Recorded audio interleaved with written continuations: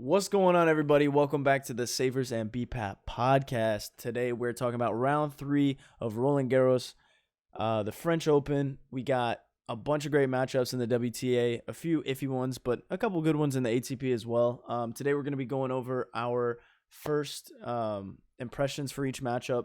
Not necessarily picks. Some will be picks. Some will be just thoughts and leans, kind of. So we'll have Saif go ahead and kick us off. We'll start with the WTA. We're going to get the ball rolling. We're going to go over every WTA match, and then ATP, we're going to kind of pick and choose what we want to talk about, since we're not so sure about some of those matchups. There's just some weird ones that aren't really worth talking about. So, yeah, go ahead and kick us off, Mr. Save. How you doing today? Yes, sir, man. I'm doing well, bro. How are you doing? Fantastic. Happy to be here. I'm happy we made it to round three. Honestly, the bets haven't been so fantastic, but I'm enjoying the tournament nonetheless. I think it's pretty good. I actually think most of these round three matchups are pretty darn good. In all honesty, even if I think the biggest favorite, if I'm not mistaken, is right back in actually. Um, uh, yeah. But anyway, yeah, let's get into it. Let's see what's good. Definitely a lot that interests me. Um, but yeah, let's kick it off with our girl Sabalenka versus Pavlyuchenko. Let's do it. Now, this is a rematch of when they met in Madrid, which to this day is something that seems so historic that it'll never happen again. But I hope we can get a taste of that glory soon. That'd be appreciated. But anyway, Sabalenka and Pavlyuchenkova, yeah, Pavlyuchenkova absolutely rolled Tomjanovic, and same for Mikhail. Mikhail in the first round, 6-4, 6 love. I mean, that's sort of expected. Doesn't really surprise me in any way. Um, but Tomjanovic, 6-2, 6-3. You know, after that game concludes, you're kind of like, I mean, yeah, that made sense. But not really, man. Tomjanovic has been playing well, and it's nice to see Pavlyuchenkova, kind of get it done like that. Yeah, for sure. When she did meet Sabalenka in Madrid, she was also having a fantastic week. Beat Mukova the previous round. I think the round before that, She, Pliskova or something like Brady. that. It was Brady, and then Pliskova was right before that. Yeah, bro. And then the almighty Madison Keys in the first round. Oh, my goodness. Right, of course. But yeah, no, I mean that's not an easy draw by any means. And then she had to face Sabalenka. Understandably, I think she was definitely gassed that game. But also, as now we have seen, Sabalenka was playing out of her mind that game. So I think it would be not a bad idea to assume that Pavlyuchenkova will perform at a higher level than she did when they met in Madrid, and vice versa for Sabalenka. Which does lead me to something that you inspired me for this game, which is the over 19 and a half. I think that's a really solid bet, all things considered. Like I just touched upon, Sabalenka not really firing at the moment, and I expect Pavlyuchenkova to be a little bit better. So I think over 19 and a half is a solid move. Oh yeah, 100%. Basically exactly what you said. Pavlyuchenkova is kind of progressing and kind of catching her stride. And Sabalenka is kind of regressing a little bit since Madrid. Obviously, Sabalenka will have games where she will dominate. That's the only thing that kind of worries me a little bit about taking the over. But I mean, over 19 and a half, I think that's solid. I think Pavlyuchenkova is going to I wouldn't say give Sabalenka a run for her money, but I think um, if Konya can take the match to what was it, 19 games, and then Sasnovich just broke Sabalenka almost every service game, and I think Pavlyuchenkova is a much better player than Sasnovich, and maybe even maybe not Konya, but well, how she's playing now, yes, better than Konya. Uh, so Definitely. so I think the over here is an absolute like great play. The odds have shifted a little bit. I think it started as like over 19 and a half, minus 110. Now it's minus 125. So I think I might jump on that pretty soon. Just before we see it move up to 20. But either way, I think I'd still be comfortable. I think this has potential to be a three setter. I know Sabalenka tends to, um, and out of the first two sets, she tends to have like a pretty dominant set, regardless of how she's playing. So I think uh, if Pavlyuchenkova can keep the first set close and see like a 7-5 or 7-6 or even win the first set, I think the over is almost like a guarantee. I think Sabalenka won't be having it in the second set, um, and I think she'll. Yeah, I love the over here. I love it. Yeah, definitely spot on. And this is definitely something you put me onto. I know I said I wouldn't play this game, but I'll definitely rock with you on that. I think that's spot on. As far as the spread or total go, that is definitely the move in my opinion. Yeah, I do want to add though that Sabalenka will more than likely win this game. And I mean she is minus 500 after all, and I will be playing her in a her money line in a parlay. Just to bring someone's price down a little bit, who yeah, we'll talk about later. for sure. Um, I think I might be doing the same. Actually, I haven't thought about it. Thought about that, but I think that's actually a great idea.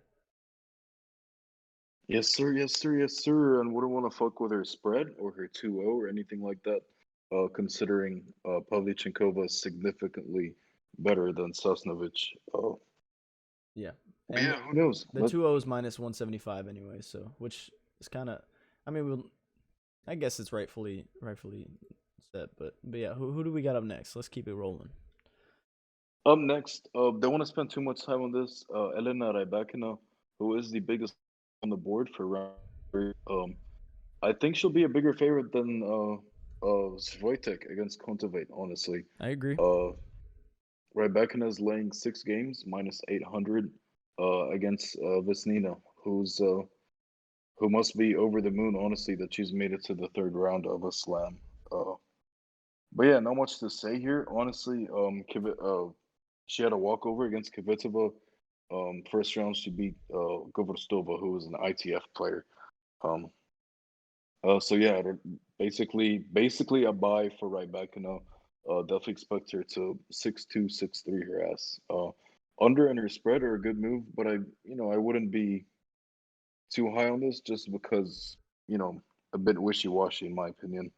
Yeah, But yeah, I mean it's a big spread for a player who isn't like we talked about in our previous episode, isn't really like a top 10 player. Normally you see the top 10 players with like covering those large spreads, but I think I really like the spread in the under here for sure. I don't know which one I'll be taking or how many units I'll be allocating towards it. But like you said, Vesnina is kind of blessed to be here. She would have most definitely lost to Kvitova if she would have played, or yeah, if she would have played. So no doubt, yeah, no exactly. doubt. So this would have been a completely different matchup. This is honestly a blessing for Rebecca. But I think Rebecca is really trying to like creep up in the rankings and try to get back to where she really could be. So I think she's gonna absolutely roll here. Like you said, 6-2, 6-3, I think is definitely attainable. Um, Vesnina is 1-2 on the year on clay. One of her losses being against Siegman, which was a 6-3, 6-3. And then her other loss was, let me check. It was against Kudermetova 6-1, 6-4. And I think Rebecca, although hasn't started the year off too great, I think she's really like kind of catching her footing. She's doing pretty well. In Madrid, she beat Tomjanovic 6-4, 6-0, lost to Mertens, super close match. And then now in Paris, she won the first round 6-4, 6-1, and then beat Hibino 6-3, 6-1, which isn't overly impressive, but I think it shows that she has the capability to really like put a game away when she needs to. So I think that's what we're going to see here. So yeah, I think either play is solid. So I'll be on one of them for sure. All right, yeah, sounds good. Speaking real quick, speaking of Kudermetova, um, I actually watched their doubles match today. Kudermetova and Vesanina actually are doubles here in Paris for the French Open doubles. And my God, they both looked horrible. I only tuned in because I felt so bad for Kudermetova. And I just wanted to see, like, I guess how she was doing. I actually do care about her like that. Yeah. And I didn't know Vesanina was still in the singles main draw. Um, but yeah, my God, they actually both looked horrible. They ended up losing their match.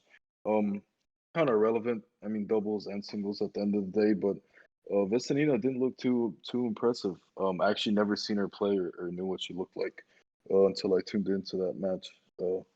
But yeah, definitely expected Rebecca to enjoy her day off tomorrow and get things done quickly.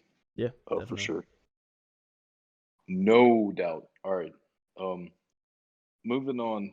Definitely not the sexiest matchup, but I think this is a low key blockbuster match. Tamara Zidansek versus Katerina Siniakova. Um, I think very surprising if you looked at the draw. Both of these chicks, um, really, I mean, Zidansek beat Andreescu and Siniakova beat Kudermetova. So really, I feel like we are robbed from a Kudermetova versus Andrisko match here, which is so sad. In all honesty, Yeah. um, but honestly, I don't want to say isn't like too far from it. I mean, it is, but I mean, I feel like the quality is there, and this will definitely be a really really good match. Eileen Siniakova here on the money line just because I feel like she is super slept on. I'm not super confident in her as a side. However, at the value that we're getting her, in all honesty, I feel like she should be the favorite here. Just looking at her recent matches, she's playing really good tennis. Honestly, and it started from Parma, I believe, 2 weeks ago. Yeah. She reached the semifinal, lost to Goff. Actually took a set, and that shit was actually competitive for the most. Um, and Zidansek, I don't want to say I don't want to say she's a bit of a fluke. Um, but I don't think she can replicate her performance against Andriescu. In all honesty, Yeah. um, That's yeah, fair. I like Siniakova as a slight dog. Oh, yes, sir. Yeah. I was really back and forth about who I would lean here. And I'm still kind of undecided. So I'm really gonna like have to think on that beyond this discussion. But I think I may take a side. I mean, these even money plays are always a good opportunity to kind of just like it's just a great opportunity. Like you said, Siniakova is the underdog, and she more than likely should be the favorite. Um, I think I was actually leaning the other direction a little bit, but I've kind of come around center here. I do kind of like the over somewhat. The only concern is that um, if Sinyakova wins, I think that she could win. I don't know. I do like the over. I like the over a lot actually. Over 21. Um, so yeah, over 21, and then I maybe lean Zidansek money line, but that's a very like very light lean. So not sure if I'll be playing either side, but yeah, I kind of like the over. Yeah, I like it too, but I wouldn't play it. Uh, Cause like you were gonna say, um, I think if Siniakova wins, it will be in straights. In all honesty, I feel like um, if she's on top of the ball from the get go, she can definitely put Zidansek away pretty quickly. And I kind of like that more than like for this to go the distance or be closer. I guess maybe Yeah, it's wishful thinking. Um, but yeah, Siniakova is the move for me. Um, moving on. Uh, Honestly, another good game. Maybe not as good, but Victoria Azarenka versus Madison Keys. Um, so when this line opened, I was thoroughly surprised. So Azarenka opened at -150, and actually went up to -145 briefly, and I was like, nah, nah.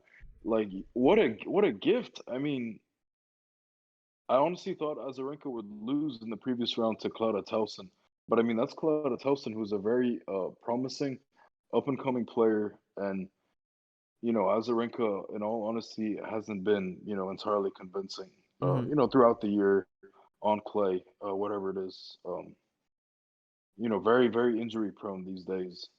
But against Madison Keys, honestly, I just want to say, quick note, it is a blessing in disguise that we lost bets against Madison Keys and Sloane Stevens in the second round. Because I promise you, we will absolutely get it all back right here in the third round. As like Azarenka is now -180, -190 in some places. Um, that's an absolute gift, if you want to take her games. If you want to play her money line straight, if you want to put her money line in every parlay in the world, I think those are all solid moves. In all honesty, can't go wrong backing Azarenka here, in any and every way possible, in my opinion. Yeah, I agree. I actually, so the line is now -3.5. I was looking at the games. Potentially the money line parlayed with something. Like you said, Sabalenka money line would be a solid little parlay to bring the price down. I think it brings it to like -120. Um, Another play that I actually really like, it's plus money, would be Azarenka in straights. It's at plus 120. One little note is that Keys, all of her 6 losses this year have been in straights. To the likes of Sakari, Potapova, Konya, Stevens, Pavlyuchenkova, Swiatek. So I mean they've been a bit against good players, but Azarenka is a good player. So I think if Azarenka takes the first set, Madison Keys will crumble.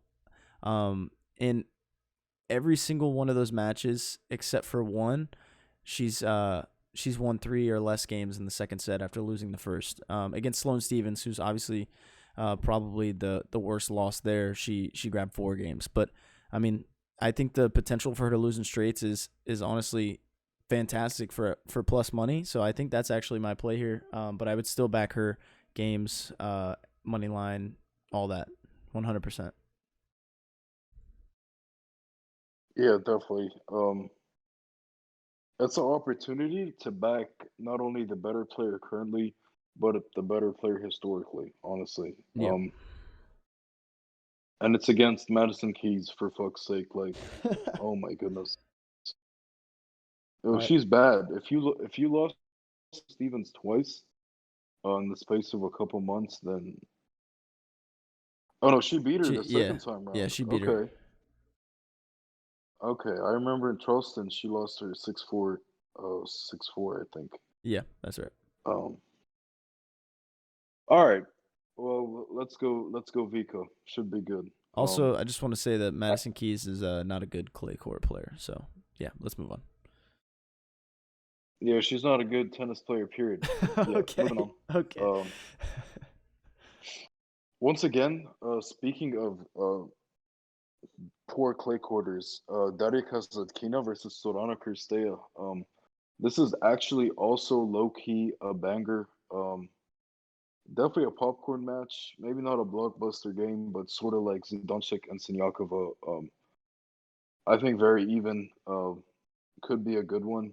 Um, I guess these two chicks earned their right to be here, unlike I mean, so did Zidansek and Sinyakova, but these girls aren't really robbing us of a better experience like Mm. Andrisko Kudermetova. But anyway, absolutely surprised that this isn't a pick'em or something like that. Kirstea on clay this season won a title and reached a final. Lost to Krejcikova last week in Strasbourg in a final. Won Istanbul, beat Elise Mertens in a final, which was very impressive. Definitely having a very good clay season.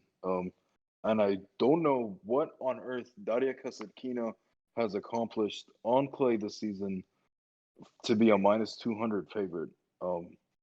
Really, that blows my mind. It's shifted a Really, little bit. really, It's really, really. minus 175 now. Yeah. But still, though, like what is going on here?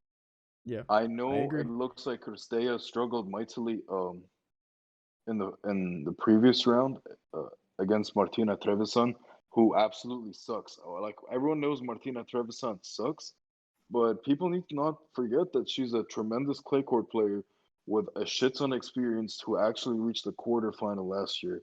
And I think it's a good win nonetheless. I know she didn't cover. I know it was super super close, and she was down a break in the third set.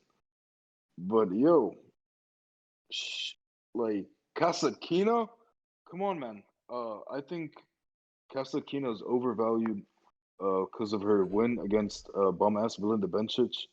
Um, and could stay a little undervalued because it may have looked like she struggled on her way here.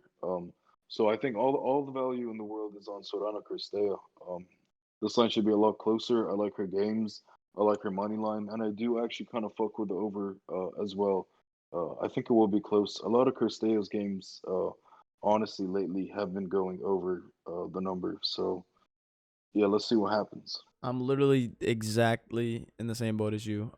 My initial lean was the over, but I like Kersteo money line here a lot because, like you said, this should be closer to a pick'em, and for it to be plus 145, that's like tremendous value, especially for the player who's had the better clay season. And I 100% agree that the Bencic win by Kasatkina is definitely overhyped, and that's probably what's causing this line to be this way. I mean, Bencic lost to Mladenovic pretty badly, like a week Right. or two ago, and Yes, Bencic bro. In isn't the first round. yeah Bencic isn't really at the top of her game, and then Kasatkina struggled against Doi in the first round.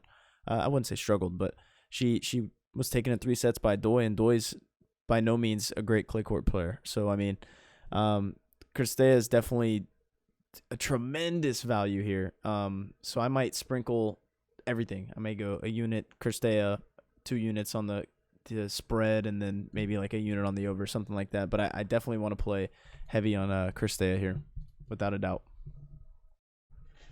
Yeah, bro. I really think you can't go wrong. And if you're into the sort of that plus, what is it like positive EV, whatever betting, at this line, bro, like at Cristea plus 160, um, that bet will win a big percentage of the time. Like if you bet this game over and over again, if they played every day and you bet Cristea plus 160, yo, you'd be a millionaire in like 3 years. I swear to God, bro. I swear to God. Like she will lose, but I mean over time at that line, oof. But yeah, that's that. Yeah, Cristeo definitely definitely growing on me. I rate her really highly, honestly. Great competitor, should win this game. Yeah, All without a right, doubt. moving on. Another banger, yo, another banger. There's a ton of them. Um, Serena versus Danielle Rose Collins. All American matchup. Um, so this is by far Serena's biggest test thus far, and uh, I'm not gonna lie, she has kind of struggled in her first 2 matches. Her first one against Bigu, who is a bad player, is a no name, but she's a clay courter. Clay court is her best surface. Serena beat her 7-6, 6-2. And Buzarniscu, another Romanian, kind of bummish. Not necessarily a clay quarter.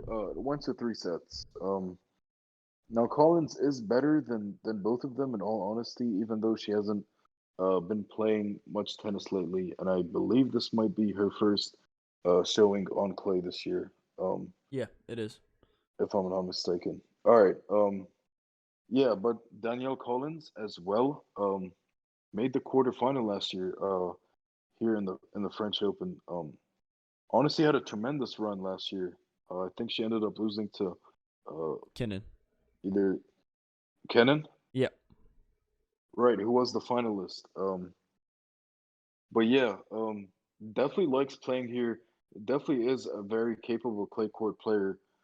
Definitely will trouble Serena a lot, a lot, a lot. When this opened at plus 150, I jumped on Collins' money line immediately. I see that has moved a little bit, um, but I'm really just not sold on Serena, in all honesty. Collins is a fighter and she's tough, and I feel like if this is close, or even if she goes ahead, I don't think Serena will be able to claw her way back. Yeah, In all honesty, I agree. So you took Collins money line. That's just your straight pick there? yes, sir. Yeah. For me, I completely agree with everything that you said, but I like Collins with the games just to for as like a little bit of a safety net. And then I also am a fan of the over here. Um, I would definitely consider the money line, but I think the over is a solid bet as far as lines go. I think it's sitting at 21 right now, if I'm not mistaken. Yeah, 21. And Serena obviously is not going to go down lightly. And Collins, yes, she made it to the semifinals last year, but she's not one of these players who's just like strictly clay court. That's their bread and butter. So I think we may see a close like 3 set match potentially. I mean, I'm looking at Collins' run last year on clay. Her only tournament that she played in was Paris, and 4 of those 5 matches went to 3 sets. She's like you said, she's only played 2 matches on clay this year. One went to 3 sets against not Shang Wang, or I don't even know how to say it, the XIYU Wang.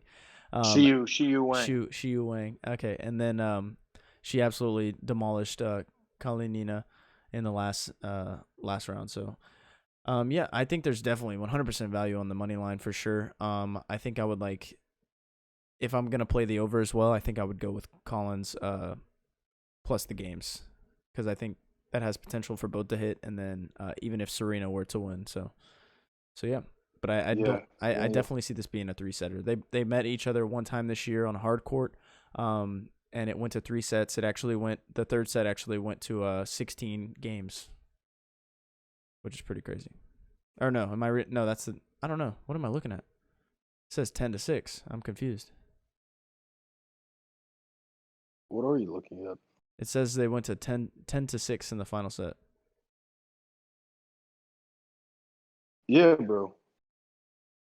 Um, yeah, like in Grand Slams in the decider, they keep going. But 10 So to you win a 6, game. that's four game difference. Oh, sorry. In Melbourne, in the Australian Open, it is a tiebreak. Best of 10 instead of 7. Or I mean, yes, first to 10 instead of 7. Oh, Uh, okay. That's but cool. only in the final set tiebreak. That's like their decider. Heard that. Um, Yo. yeah, yeah, yeah. U.S. Open is like normal. Uh, you know, 7 point tiebreak in the decider. RG, they keep playing until someone Wins by 2 wins two games. more Yeah. games. Yeah, yeah. Um, yeah, yeah. I think it's cool that But they have yeah, their own I think individual things. But yeah, let's keep rolling. yeah, super cool. Yeah, I think as long as if you're on Collins one way or another, whether it's you're backing her to keep it close or for this to go over, I definitely think you can't go wrong there. All of Serena's games since the Australian Open, so all her matches on clay uh, have gone over. Every single one has Well, went not over. not in Parma, Uh, not Pigato, or it was, yeah, because that was the over was like 15 or yeah, it was something. You're right. yes, yes, yes. Yeah, so like depending on what the number was for the match, uh, yes, every single one of them games went over. I was already gonna play the But over, yeah, but you sure. just sold me. Yes, bro. Yeah, yeah, yeah. All right, moving on. Maybe not a banger. Uh, Medosa versus Anna Bogdan. Yo, I actually fuck with Anna Bogdan a little bit. Was super excited for her to play Osaka because I think she would have A covered and B probably came out on top and been here anyway. But anyway, with a day off, I don't think that benefits her. In all honesty, I don't think she would have needed the rest, considering she didn't qualify, and it's been like 2 weeks since she's played. Um, so if anything, maybe she could have done with that match. In all honesty, um, considering her first round match was 6-1 6-3 versus lucky loser Elisabetta Cosieretto. Um, this is a game I'm avoiding just because uh, I really don't think there's value on Badosa because of how much she's been crushing. Yep. And I think Same. Anna Bogdan might be slightly underrated. And maybe Badosa slows down or lets up a little bit. Who knows? But honestly, I really can't make much of this game, and none of the lines uh, are too sexy. In all honesty, so um, this will be my one pass of the day. I'm passing too. Badosa, like you said, I mean, she's been rolling, and the opponents that she's faced, as far as like finished matches go, because she was destroying Konya in the final at Belgrade, but that was a retired match. But like Tomova, Peterson, Buzanescu, Petkovic, um, and Davis and Kovinic, none of them are really like insane competition. Like I 100% believe that Badosa will win this match. But at the same time, Bogdan, I mean, a few of her losses have gone to 3 sets. Some not very impressive losses. Irani, Sasnovich. But I mean, she lost to Sevastova 6-0, 6-3. So I mean, I think there's a lot of uncertainty as far as like how lopsided this match could really be. Like you said, -5.5 is a lot. So I'm actually gonna pass on this too. As much as I want to back Badosa, I'm gonna pass for sure. Yeah, I think we're gonna get less and less value on her until she plays a big name. In all honesty, Yeah. yeah, like I feel like at this rate, every time she's a favorite, it will be by 4 or 5, possibly even 6 games, something like that. Unless I think if we But yeah, see like yeah, a tight match in this one, I think then things will kind of settle out a little bit. But yeah, I agree. perhaps. I'm not too sure who she plays next or what her draw looks like, but I know it's that potential semifinal with Sabalenka. Yeah, here Um, I'll check on that right now. I have the bracket pulled up. But if you want to start us off in the I think next one, it's it's yeah, I she'll think it's play. like Kirstea It's or something Hercog like that. or Vondrasova, and then the winner of that like match would play the winner of the Kirstea Kazakina or Zidansek, Zidansek or Sinyakova.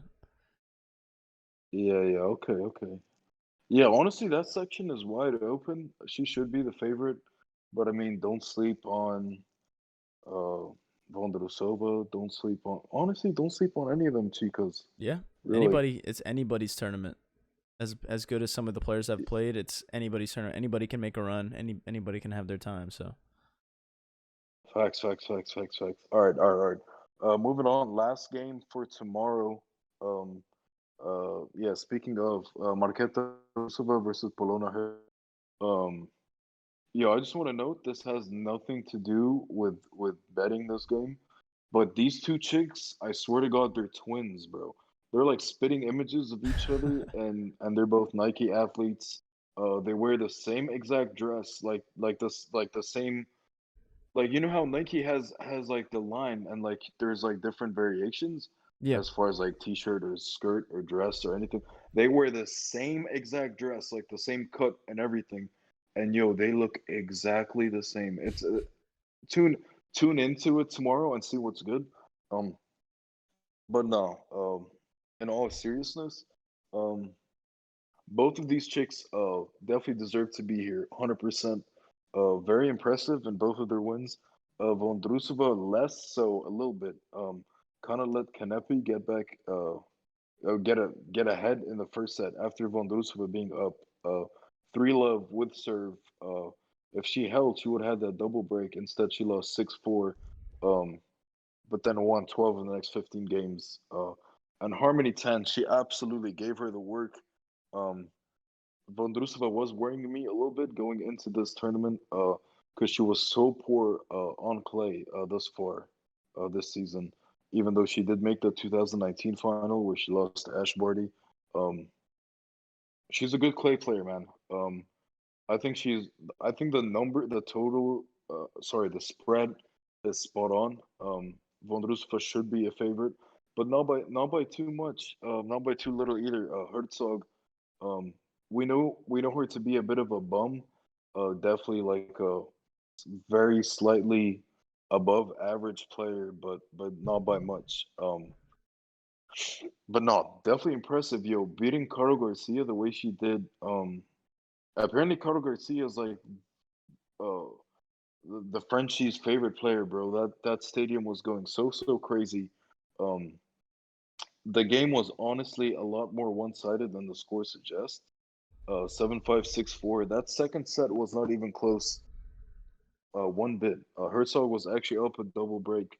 This could have been 6-2 or better for Herzog, honestly. yeah. Um, but she kind of threw it, and Garcia got one break back. But no, it was a all in all very solid win for for Herzog. I like the over here. I think this will be close. Overs have hit for both of Herzog's games. Uh, for Vondrusova, obviously not against Harmony 10. It did against Kanepi, even though, in all honesty, probably shouldn't have. But the way Herzog's been playing, rolling a little bit, I definitely think this will be a contest. Honestly, I can't tell you who wins. I'd be pretty torn if I'm picking a spread bet here. Obviously, I would lean Vondrousova to win, but that's kind of cheesy, no? Since she's like a minus 200 fave on the money line. But no, really though, I can't really tell you who's gonna win this game. But I do like the over. Yeah. I have Herzog plus 3.5 in the over here too. Only thing that concerns me is that Herzog, in 3 of her last 4 losses, after losing the first set, she's just pretty much thrown the next set away. The last two of those 3 that I was referring to, she lost the second set 6-1 against Fernandez and Ostapenko, and then the one prior was Zvonareva 6-3 6-3. And then also kind of in the same boat with Vondrousova. She's lost a lot of matches in straights, but I mean, when looking at who she's played against, I definitely like Sabalenka, Halep.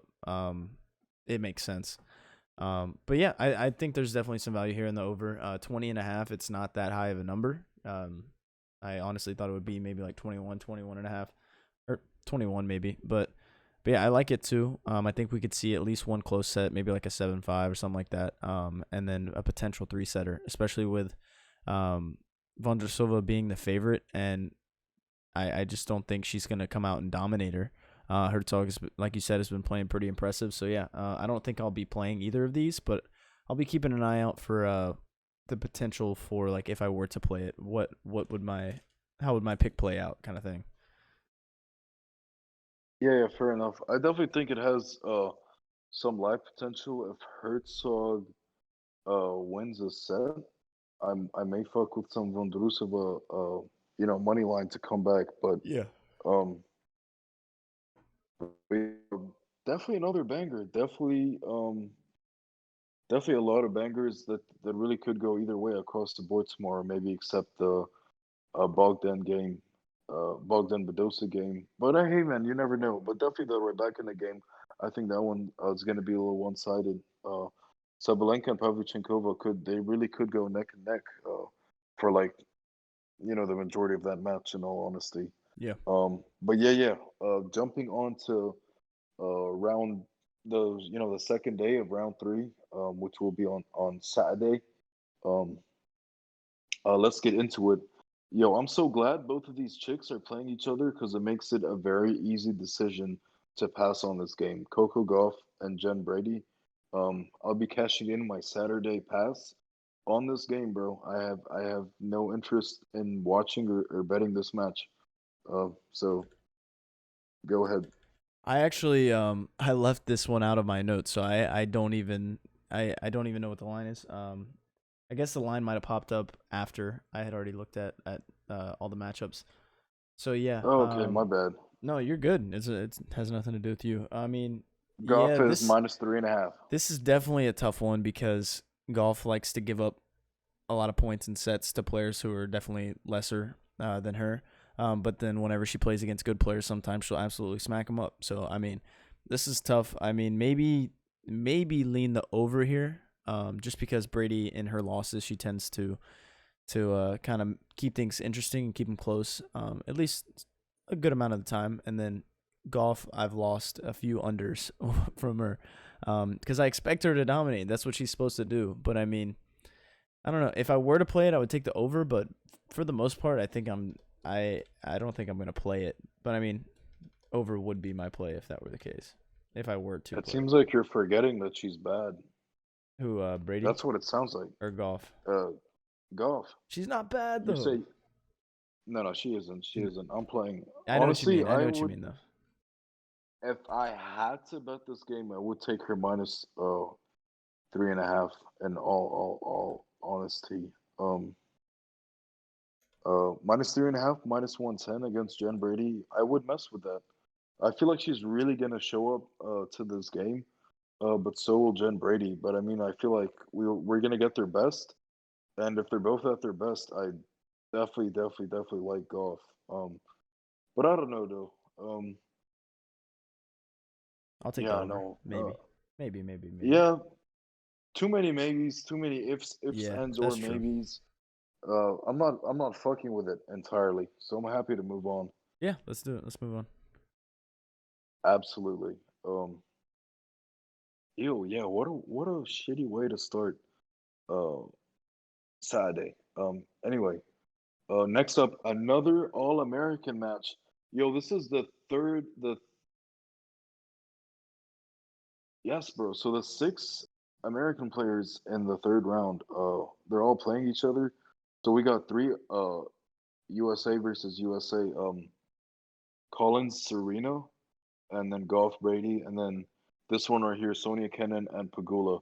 That's actually pretty sick. I just realized that. But yeah. So Sophia Kennan versus Pagula. This is a massive game for both players, bro. I think both these players, this is a huge opportunity for either of them, and this line reflects that. This will be an absolute banger. Two undoubtedly, very good players, very talented, capable, very strong. Kenan more so on clay, um, and Kenan, the better player in general. As we've mentioned a million times, made the final last year. Um, Pagula definitely in better form. Kenan's still a bit of a question mark as far as how fit she is. How game ready she is. Um, but Pagula, man, she's a question mark as well for different reasons. It's just her a clay game in general. I'm still not convinced. Even if she wins one or two games in a clay tournament, I'm not really sold. Um, last week against Arantxa Rouge, that was so embarrassing. Um, her loss against Martic was in Rome. Um, but here in Paris, losing the first round, that's a bit embarrassing to be Yeah. honest. And then her Martinsova win, that is slightly impressive, but still, I'm not sold on Pagula. I think it's Kenin and the over for me, but I like Kenin more, man. I think she struggled against No Name Baptiste, but her win against Ostapenko was huge, and I think having those two different kind of wins already out the way, like a kind of like a shaky win against Baptiste, and then a pretty convincing, massive win against Ostapenko in the first round. I definitely think she'll be ready to go here.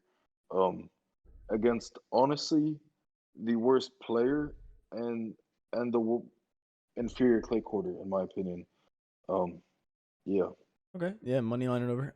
So prior to you speaking just now, I was Pagula money line. um, it's kind of like the form factor. Pagula, like you said, has kind of just been in a little better form. I mean, the last few matches have been a little iffy. And like you told me, so going back to Rome, the Martic match, I bet on Pagula, and you told me that I believe you mentioned that like Pagula's kind of like that ball basher kind of player. She's not as and she doesn't have as much finesse as some of the other players on tour. And I watched Martic just destroy her. I mean, it was a close match, but it didn't feel that way. Martic was just all these little drop shots and like tricky like great shots that were just like putting her.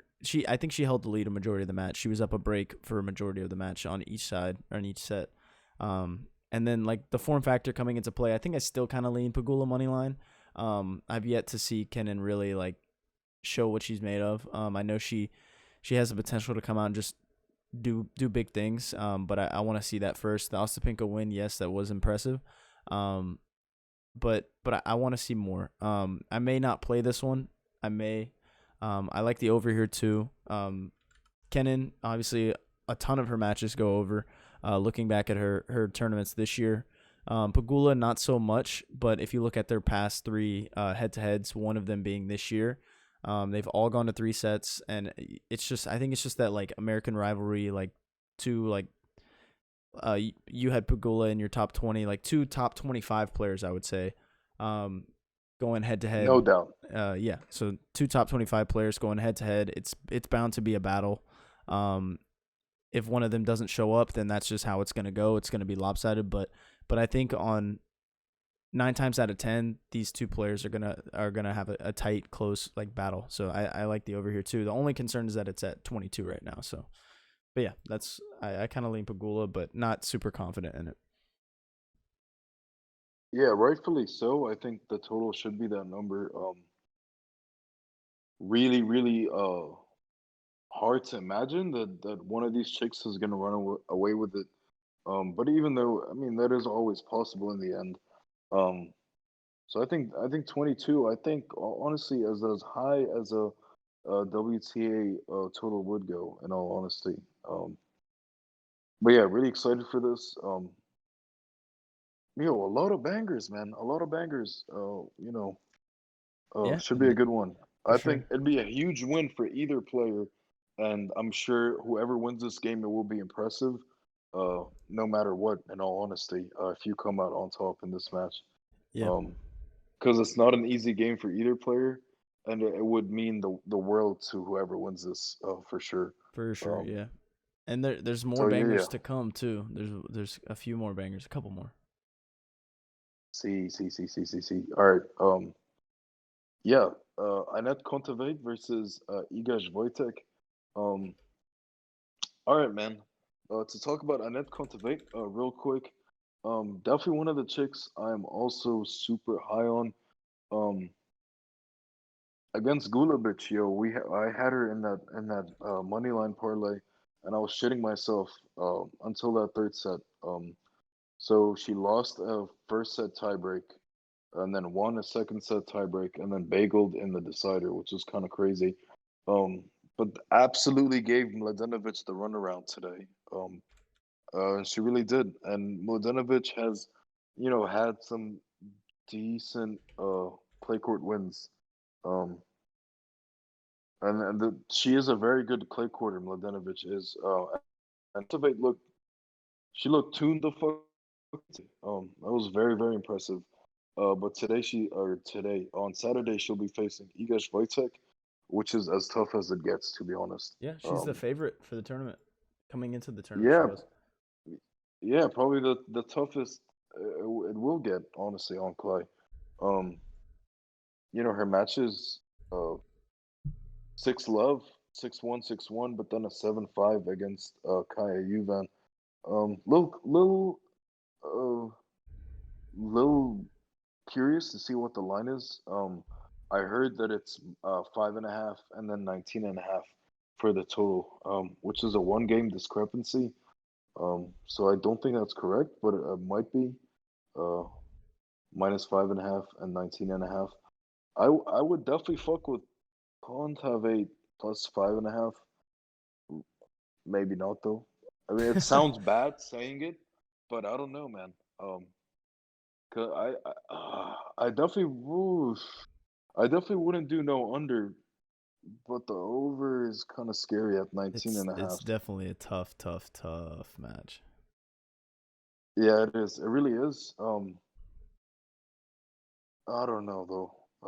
That by far Swiatek's toughest match thus far. Obviously, I mean, given it's the third round. Um, but I just don't know how much tougher, really, given Swiatek's dominance. Um, but in all honesty, Kontaveit. It's hard, man. It's hard. I So, do you want me to talk a little bit and let you kind of simmer Yeah, on the yeah, thought? yeah, Okay. Um, yeah.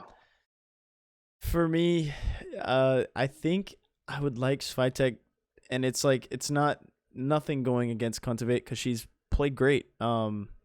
But Swiatek is just on another level right now. And like I said, I messaged you earlier during the Peterson match, and I said she's playing like the world number one.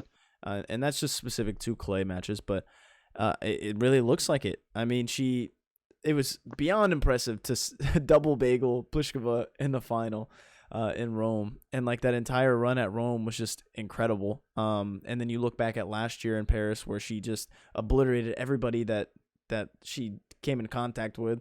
Kontaveit, the one thing that would scare me taking Swiatek is her hanging with Sabalenka in Stuttgart. But still, at the end of the day, I think Swiatek -5 or anything better. -5.5 would kind of scare me, but -5 I would immediately hit.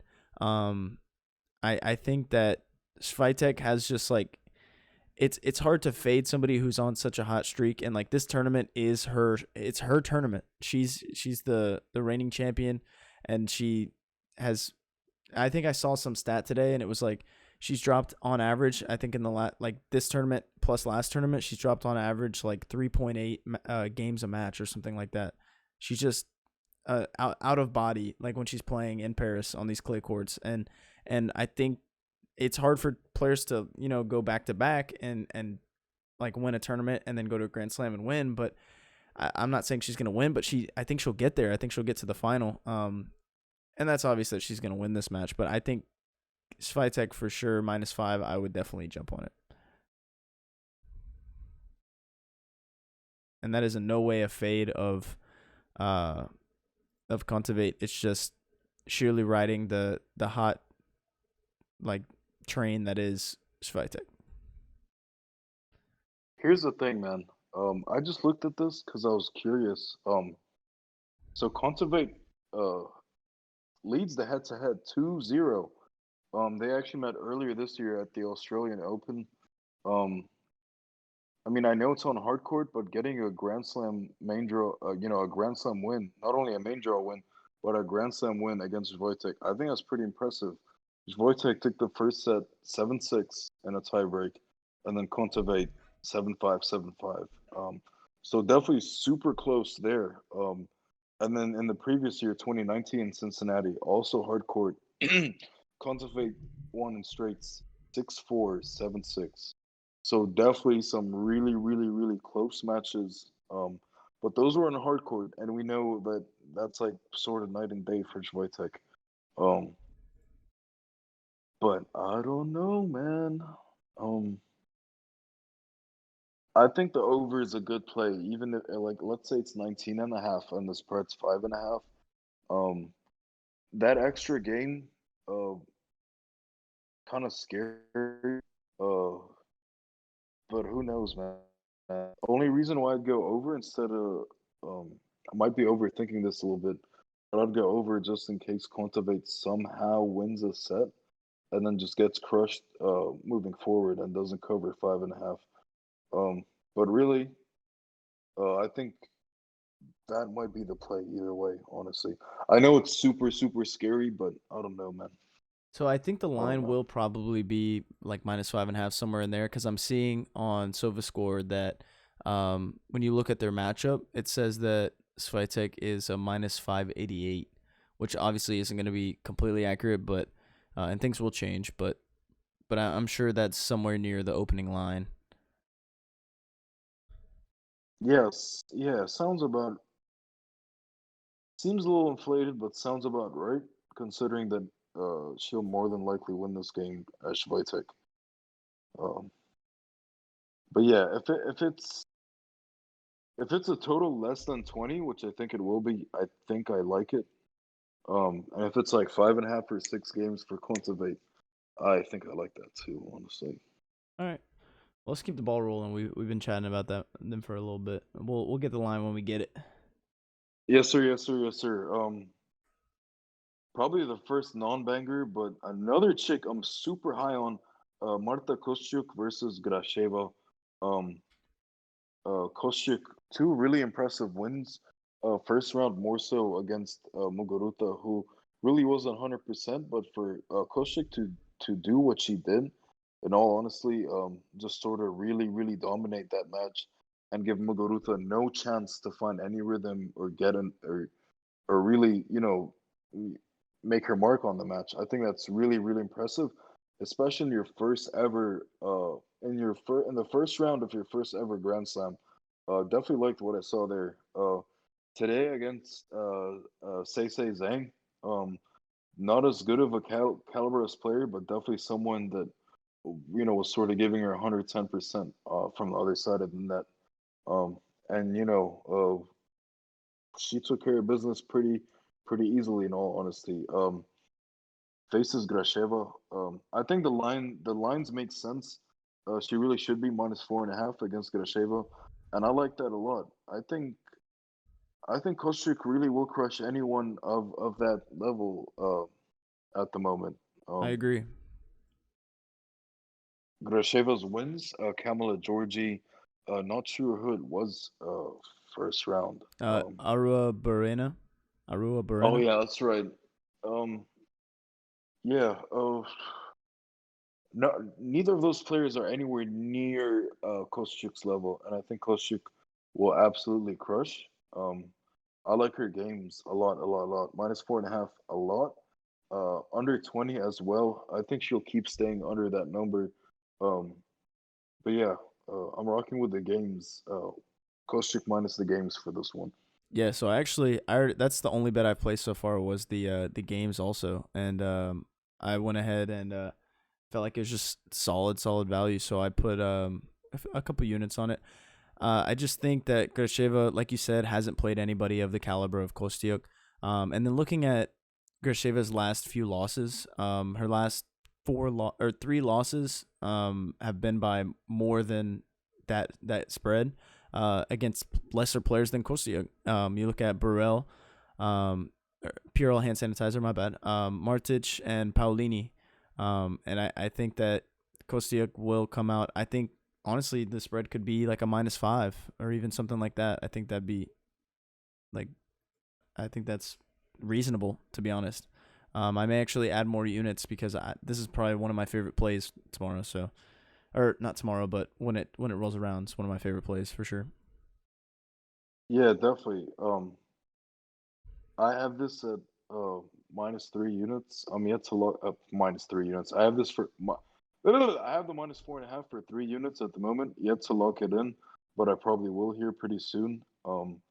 And if somehow at any point during the match, we see a smaller number that smaller number than that in terms of the games, or even like a cheap Kostick money line somehow, I'll definitely look to get more involved in that because Most definitely, I definitely think she'll come out on top and crush in the end. without a doubt, man. Yeah. Yes, sir. Yes, sir. Yes, sir. We want to look out for moving forward, Marta Kostyuk for sure. Definitely kind of like Towson, up and coming. Uh, 18, 19 years old. Definitely making her breakthrough this year, just like Towson. All Yeah. right, moving on. Barbora Krejcikova versus Elena Svitolina. So somehow this is a banger. It honestly is definitely a blockbuster match. Maybe not popcorn because both of these girls as games isn't too sexy, but definitely gonna be close. Definitely a lot of quality in all honesty. Krejcikova, like I said earlier, huge rhythm player, and once she's in her groove, bro, it just seems like she's unbeatable, and that honestly, that kind of has looked like, to be the case lately. Um, Definitely upped her clay game, and having an astronomical 2021, Barbora is, in all honesty. Svitolina, very up and down. Um, Not a fan of her. Never is she overly convincing in any way. Yeah. But I think a player of her caliber, if you're gonna get minus 130, minus 135, I think you should take it. Svitolina, in all honesty, I think she's well suited to kind of, uh, beat Krejcikova, upset her rhythm. Svitolina is so good defensively, really annoying. Sort of stubborn, but she just returns everything. And will force you into making errors and probably outlast you. Honestly, kind of it's not easy to play against Vitolino, and I don't think Barbora has the answers. So yeah. Yeah, and I'm actually seeing I'm only seeing the money line spread, but on my other book I have this is backtracking, but Svitek -530. So we could see a -5 potentially. Minus 530 money line. Yeah. But that's probably still in the -5.5 range. But yeah, as far as the so what was your Yeah. conclusion? You were saying Svitolina money line, is that correct? I just want to verify. Yes, sir. Okay. Yes, sir. For me, when I looked at the matchup, I kind of lean towards the over here. I think Krejcikova is playing some of her best tennis right now. Obviously, coming off a win in Strasbourg, where she beat Garcia, Alexandrova, Kirstea in the final 6-3, 6-3, and then just beat Alexandrova again 6-2, 6-3. So I think she's definitely on like the tip top of her game. I think that um, Svitolina will definitely win this matchup, but I think it's not going to be without some pushback from I can't, Krejcikova. So I think we may see like 3 sets here. This is definitely the biggest test for Svitolina in the tournament. When you look back at Krejcikova, I can't even say it right. Krejcikova's last loss was against Swiatek, who we are praising as like pretty much the best clay player at the moment. Um, and she took her to 3 sets, and they were close sets. So yeah, I like the over here. The line sitting at 21.5. So definitely kind of little bit higher, but I like it. I like it a little bit.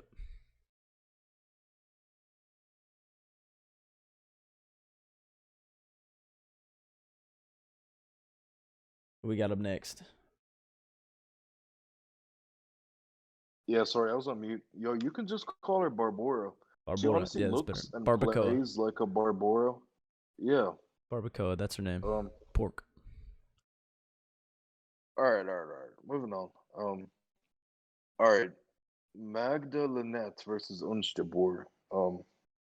I really don't like this match just because not interested in either of these players. Jabeur got here, convincing through a win against Putintseva, and then beating Astra Sharma, who she lost to, by the way, in a final this year. Yeah. Ons Jabeur is the reason why Astra Sharma has a main draw title this year. Just want to put that out there. Um, Magda Linette, yo, I'm honestly a fan of her little comeback. Definitely looked good in the past few weeks, better than she's looked all year. In all honesty, not a renowned clay player by any means, but they've definitely been putting in the work. Um, tough to pick. Uns is rightfully favored by 4 games, I believe. Um, but I like the over. In all Yeah, honesty, me I too. think Me too. The over's in a good where spot is it? too. It's Over at over 20. 20.5. Yeah. Yeah, a very nice number. And I think both chicks will get enough done. In all honesty, I think Lynette might be a little underrated here. But I mean, 20 and a half isn't a small number, but it's it's not inflated either. So I like that. Um, will be Jabor's first challenge for sure. Will also be a challenge for Lynette to see uh what she's really about. But no, man, she's playing well, and yeah, this should be a good game. Less quality, but definitely an sort of even game. That should be good. I like the over. Yeah, I like the over two here. Jabor, she wins in straights a lot, but the thing about Lynette is, we say a lot of times that players play down to their competition. Lynette plays up to the competition. Um, 6 losses this year. Every single one of them has gone over. 5 of them have gone to 3 sets against players who should be beating her more convincingly, like Kirstea, Kvitova, Anisimova.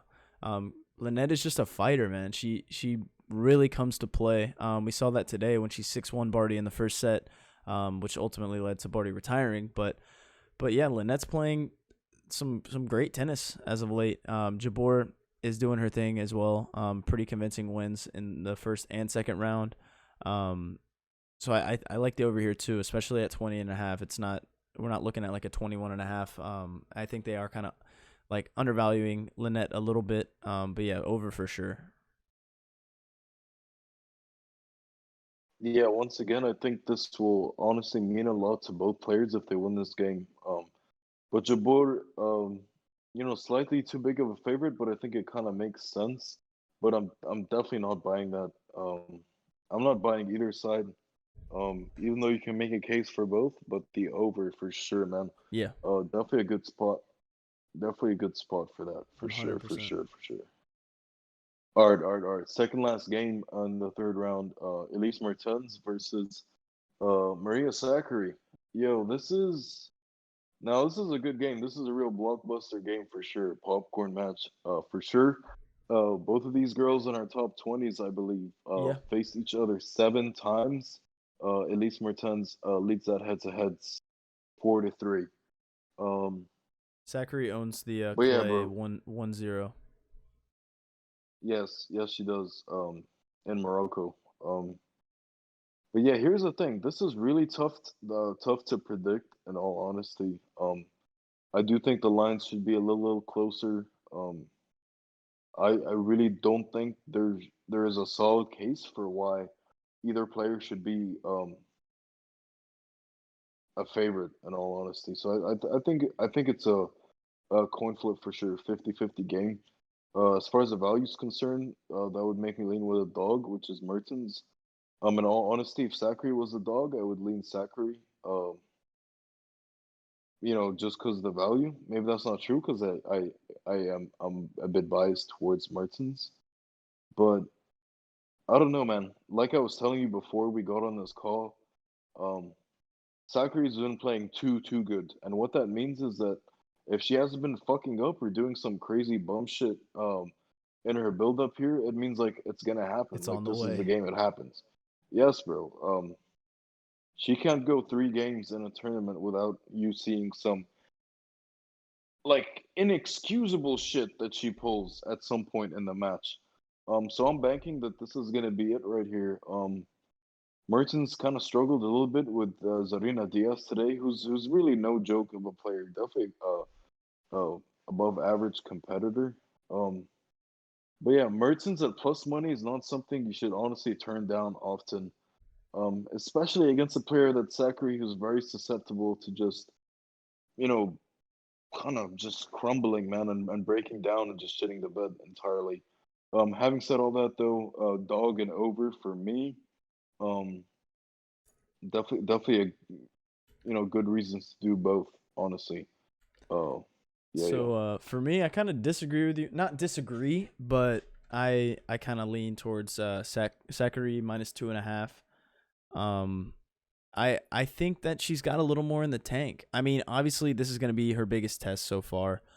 She's looked fantastic so far, and I like the over definitely because, like you said, she's bound to crumble for sure, and I think she definitely gives up a set here, and it's probably not going to be a pretty one either. But I think she's good enough to kind of overcome and conquer. I think she'll win. I think it will definitely see a third set. I feel pretty confident in that, so that makes it over like an awesome play. But I think Sakari will continue this performance. Man, I'm starting to hesitate on that actually. The over would definitely be a better play for sure. Like you said, the line kind of is a little bit shifted one way, and in that case, when it's like a matchup between two kind of equal players, the dog is gonna have more value. So I mean,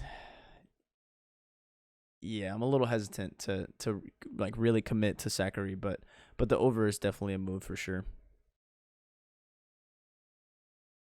I know it's hard seeing a player like Mertens come out on top against a player like Sakari, who really does have some moments of brilliance and can hit some very powerful shots and has like decent variety in shot making. But you need to not forget that Mertens is a very solid defensive player that's very patient and is also very intelligent. And all of those things separately and definitely combined can frustrate Sakri, frustrate the hell out of Sakri, who's very prone to you can definitely get under Sakari's skin, and just in general, when things aren't going Sakari's way, she definitely does lose her mind a little bit, and that's when she starts to spiral and crumble, and blah blah blah. Yeah. Merton's stubborn, man. She's not gonna give you shit easy, and I wouldn't be surprised if 3 or 4 sets in the game, fucking Sakari's smashing rackets and cursing in Greek. In all honesty, but yeah, 3 sets though. I agree. I agree. Um, I definitely see that happening. In all honesty, will be a close game for sure, no doubt, no doubt. Yeah. All right, and we got one more WTA matchup for round three. What is that? Go ahead and let us know. Yes, sir, bro. It's the worst player left in the draw. Bum ass Sloane Stevens versus Karolina Mukova. Um, so when I got word that Mukova is minus 160, I honestly I could not believe it. Um, It's shifted a little bit now. She's minus 190, and the line is now minus 3.5, which sucks because I was liking the money line and the -3 as well. Wow. Yeah, I mean that makes total sense, and still like um can put Mukova in a parlay. Mukova's money line, sorry, in a parlay with someone else you like. Which is what I did with Sabalenka. I got their that little two-teamer. The money line parlay is at -104. I think it might be -108 or even a little more than that now. Nonetheless, though, it's still a great play. Definitely one way to bring the Mukova, the juice on the Mukova money line down. Uh, and same for Sabalenka. Obviously, I think Mukova will win this game, bro. Sloane Stevens. I don't think she's won 3 games in a row this year. Maybe Charleston, maybe not. But it She just sounds has, ridiculous. She has. I believe so. Let me pull it back up. Yeah, in Parma she won 3, but not really against good competition. Kazatkina, Oh, that don't Iorani, count. and McNally, Yeah, no, that don't count. and then also in Charleston, Wang, Keys, Tomjanovic. Yeah, no, that don't count either. Sorry. No, no. And in all seriousness, though, yeah, no. She did look very impressive against Karolina Pliskova today, but this is a whole different Karolina. Um, and it's a money line bet, and I really don't see Mukova dropping this one. Yeah. Put Mukova on all your parlays, just like Azarenka and shit. Honestly, Azarenka and Mukova would make a pretty good parlay. It'll be plus money for sure. Maybe in the plus 150 or It's a plus something like that. 137. Yeah, I mean that's honestly a decent play. And it's like plus money too. I mean, fuck, put Mukaba with the Blazers tonight or something. I mean, you can't go wrong. You really can't go wrong putting Mukaba on Azarenka, all your parlays. Mukova, and Sabalenka is plus 185. And what about Portland money line? I'd have to check to add that to which one. To that to them three to To all Mukaba. three. 4 leg Yeah, parlay. All right, hold up. I got you. I think We're, Portland money line is -200. yeah, that is gonna put us at plus 327. Wow, I'm playing that. I'm gonna play that. Yeah, sad that Mukava gotta wait till Saturday, but um, in like 11 hours, Sabalenka would have played, and Portland obviously would have played. But yeah, that wraps it up. That I mean, for me at least, what do you gotta say for this Mukava Sloan game? So I probably will end up fading it. I do like Mukova. I like the -3 a little bit. It's now -3.5, but at the end of the day, I think I'm gonna fade it just because Sloane Stevens, man, she's a little unpredictable. Like you said, the win today is kind of different because we saw like a different Pliskova, so it's kind of hard to really like get a good read from that. It's just like Stevens played fairly well today, and I think that you never know. Maybe she could show up and keep it tighter than 3.5 games. She could pull a set or something like that. So that's why the spread kind of would worry me. I do like the Mukova money line parlay piece though. That's definitely a solid little snag right there. Yeah, I'd be really surprised if Mukava loses. Honestly, I also have a future on Mukava. It is a bit of a long shot, but I would be so pissed if it were Sloane Stevens, bro. That really kind of ruins her chances. Yeah. Um, but yeah, man, let's see. Um I think Mukova would have maybe struggled a little bit against Pliskova in all honesty. So I really think it's a W for her to face Sloane Stevens in all honesty. Yeah. Um, Definitely. yeah, considering Definitely. some of these other matchups, that's definitely honestly a gift of a matchup. Even though the line doesn't suggest it, definitely could have been a much tougher game if it were someone else. But yeah, -180 sounds expensive, but honestly, for someone that should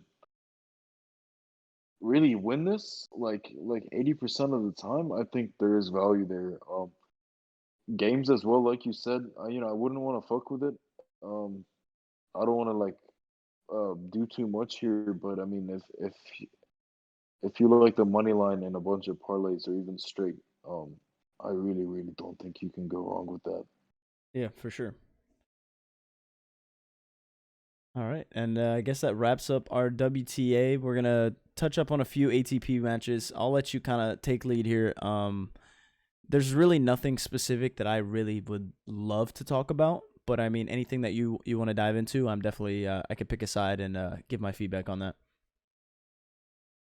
All right, but so back to Friday. For the first day of these round three matches on the ATP side, Rude and ADF was one that's stuck out to me. Rude opened at -5, then went to -5.5, which is what I got in on, and then he's now -6. I think that is definitely a move. I don't, I don't know who ADF played in the previous round. I know he came back down from a set or something like that. Oh, Here, I got let you me right see now. who. He played BVDZ, and he was up Oh 2-0, and yes, then went into a final fifth almost. set. Yeah. Yes, yes. That's right. That's right. Her Kukush, his win over Kukushin, who's useless on clay, was pretty, expected. 6-4, 6-4, 6-3. The BVDZ match, he kind of almost let him come all the way back. Um, that was a good game. Um, Honestly, more props to BVDZ than ADF being a bum, but I think Casper Ruud is just in a different level, to be honest. And this -5 should be easy. I know it's a big number. It's a best of five game. You need not forget. But I'm on it. Yeah, it's even now. Honestly, can't go wrong with that. If it's a straight set win, I don't think that'll be a problem. Obviously, even if it's four sets, you never know, yo. Yeah. I think he could get it done for sure. I was looking at Rude -1.5 sets as like a maybe like a parlay piece or something. It's -155, so it's slightly out of my comfort zone for taking as a straight play, but I think it's a good pick nonetheless. Um, I think Rude will definitely win convincingly. Whether it be in 3 or 4 sets, I don't know if I really don't think this will go to 5 sets though. Yeah, I totally agree. I remember you telling me about the -1.5 sets for Rude. Um, I definitely don't see ADF winning more than one set. If any, in all honesty. Yeah, Uh, but yeah, I think backing Rude here one way or another definitely can't go wrong with that. for sure. Moving on Moving on. to Fagnini versus Facundo Del Bonis. Um, I was high on Del Bonis for the longest. Lately he's been a bit tough to read. Um, Still winning, but less convincing in doing so, to be honest. And Fagnini honestly has two pretty impressive wins here in Paris. I'm not gonna lie. Yet to lose a set. 6-4, 6-1, 6-4 against Barre, which is a pretty good win. And then against Fuchsovic's 7-6 in the first, and then 6-1, 6-2, which was pretty easy for him in the end. Yeah, So I don't know, not much to make of it. Um, Dueling over, and I can't believe I'm saying this. Dueling Fagnini a little bit -2, 3 games. Honestly, not a bad idea. Can't believe myself though.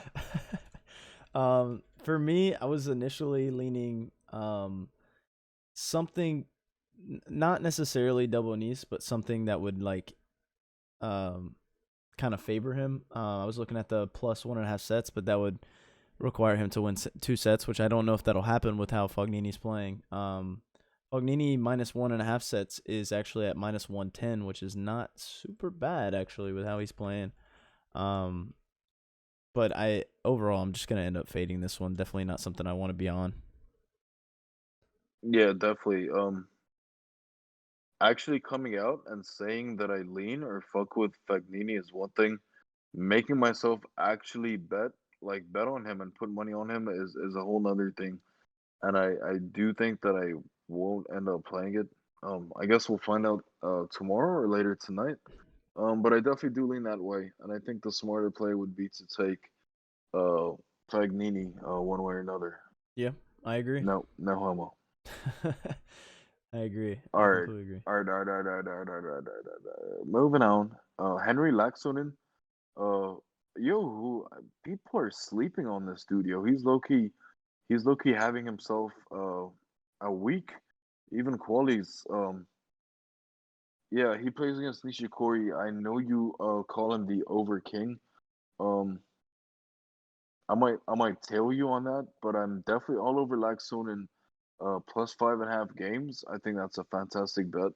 And his plus 265 money line, yo, I don't think that's a bad bet either. Just for a little little dog on the money line, definitely a lot of value. Um, but yeah, Nishikori not overly convincing. Laxonen looking good, and I mean, there's always an upset. There's always a little run from a ATP player that you don't really know about. Yeah. So let's see. Yeah, I love the over. Nishikori, this is way going back beyond just this tournament. Like obviously this tournament, both of his matches have gone to 5 sets. He said he did it.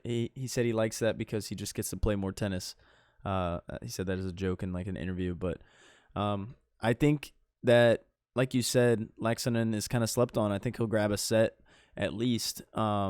Especially against somebody like Nishikori who doesn't really just blow people out. But I think at the end of the day, I think Nishikori will win.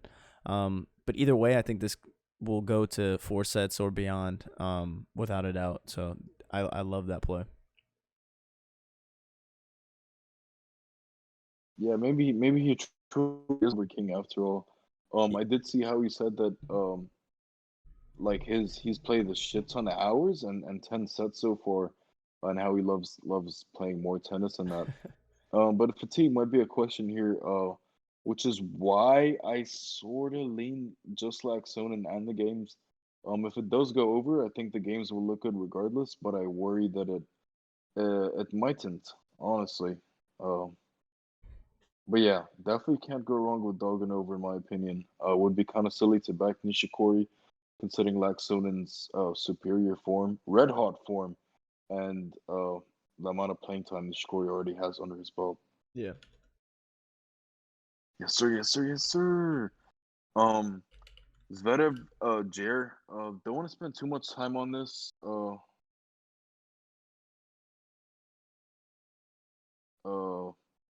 Over might be a play, but nothing that really interests me here.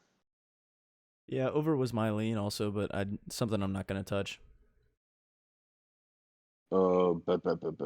Um, Honestly, in tomorrow's slate, nothing else really interests me. I think Isner and Tsitsipas, in the nighttime, will be a pretty interesting game. I don't know though. I don't think Isner has looked fantastic. Tsitsipas, honestly, less so. But I don't know. Tough to gauge that game. I think all games involving players like Isner and Opelka are really hard to approach because you really don't know if they're gonna be on it and serving bombs all day, and it's tough to keep up with who deals or how people deal with that shit because it definitely does differ from player to player. Yeah. Oh yeah. Without a doubt. Yeah. I mean, we saw like Opelka go on a run recently. Isner has won his first 2 matches in straight sets. And like pretty convincingly too. Like you don't expect him to 6-1 somebody. Um, Not as much so as like another player, but I mean I'm assuming we'll see some tie breaks in both the Isner and the Opelka match. That's why I somewhat lean the over in the Opelka Medvedev. The only thing that scares me is that Medvedev is playing some pretty solid tennis unexpectedly, and you never know, he could easily just kind of straight set him right out the box. But I think we might see a tiebreaker too, and that's kind of what would have me lean that way. And then also the potential for like a fourth set or something like that. Opelka and Medvedev have played 3 times, and every single one of them has gone to 3 sets. And in those 3 matches, there's been 5 tie breaks out of 9 sets, which is pretty wild. Damn, yeah, that's a lot of tie breaks. Kind of sounds like Cilic and Federer. But yeah, yo, I don't. There's really nothing else that I Can't. really love though. Yeah, I can't quite put a finger on Medvedev, and I do agree that there's nothing that jumps out the screen for ATP round 3. Especially tomorrow. For Saturday.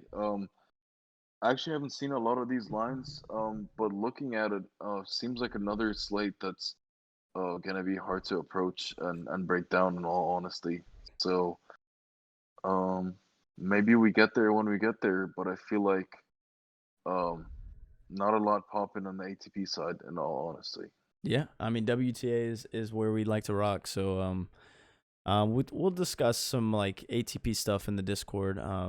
For those of you guys who are listening, if you want to join the Bearded Betters Discord, link down in the description. We'll probably discuss some added ATP. We've got some other people in there who have some takes on that type of stuff. But yeah.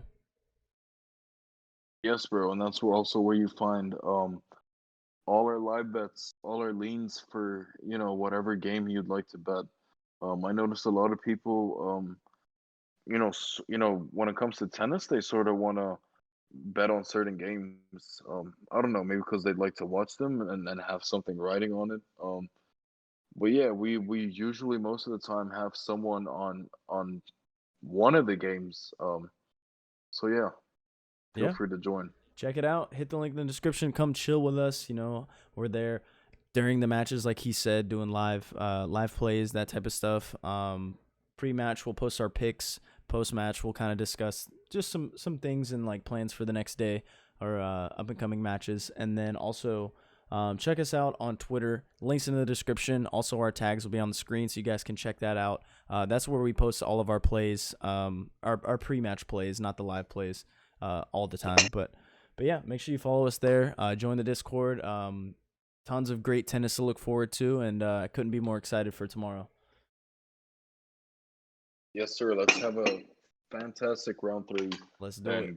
And get ready for the weekend and get ready for the second week of RG. Yeah, Yes, for sir. sure. All right, everybody. Have a great rest of your day and best of luck with your bets. Peace. Fuck you, go.